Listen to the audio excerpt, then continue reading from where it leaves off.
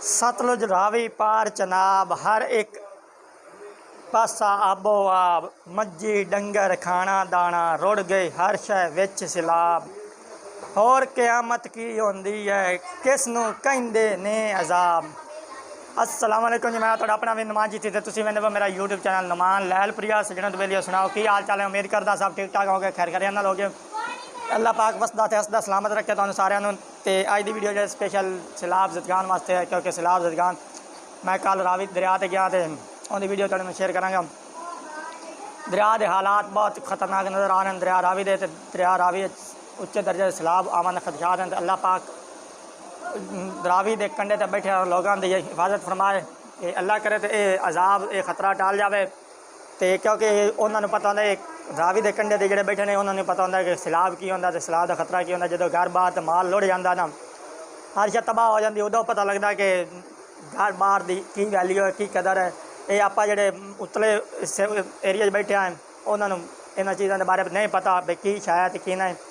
तो अल्लाह पाक इन्होंने माल मवेशियों के इन्होंने जानवरों की हिफाजत करे। तो कल मैं वेख रहा था वीडियो के किन्ने माल डंगर बन्ने बनाए जंजीर नाल वो मार गए सैलाब बुड़ के।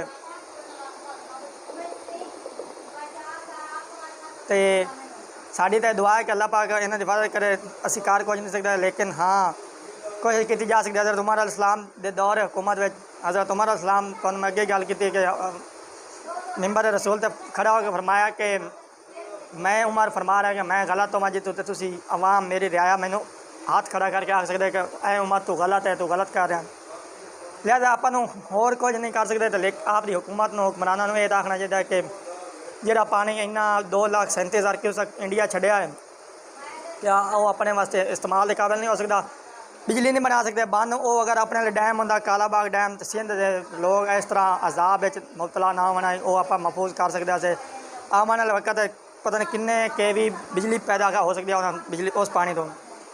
जिहड़ा पानी सारा दरियावां दा लुढ़ के ज़ाया हो के जा रहा है, फसलों तबाह कर रहा है, जानवरों के अजाब बने खलोता है, कोठे ढह गए, घर मकान तबाह हो गए। हर किसी उनका कौन जिम्मेवार है? हुक्मरान जिम्मेदार है।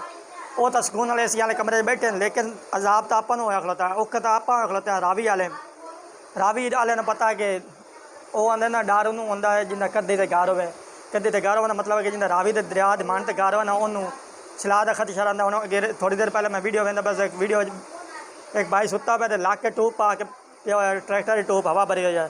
क्यों उन्होंने मतलब मकसद ये है कि चारे कि राती सुता मैंने सैलाब आ जाए तो चलो मेरी बाडी उतर तरी हो तो असी बुढ़ सी ना।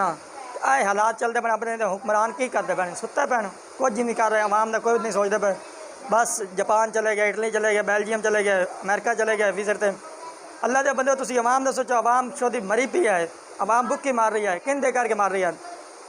हुक्मरान के सिर हुक्मरान चंगे हो तो सारा कुछ सिद्ध हो जाता है। मैं किसी पार्टी बेस नहीं करता, मैं किसी पार्टी को वोट नहीं दिता, लेकिन एक बस इंसानियत के नाते करके गल करता पे कि डैम बनाओ, खुदारा रहम करो साड़ी हालत। असी आवाम तुहानू सिलेक्ट किया, तुहानू वोट दिता, तुहानू कामयाब किया, हुक्मरान बनाया है। तो आया कि तुम साढ़े तो हुकूमत नहीं कि साढ़े पारू काम करना है, सही ना। आवाम पारू काम करना, आवाम की दिफा वास्ते तुसा बना है। तो तुम साढ़े तो हुकूमत करते बस सानू अजाब दे रहे, सानू तंग कर रहे हो कि ये हुकूमत करने का कोई तरीका तो नहीं ना। मेरा ये आवाम ते सारे हुक्मरानों अपने तरफ एक दरखास्त है कि साडा कुछ ख्याल करो। दरिया रावी वालियां दा रावी ते लोग बुढ़ते पैन तो इनके लिए कुछ डैम का इंतजाम करो। अल्लाह हाफिज़। बंद कर दें।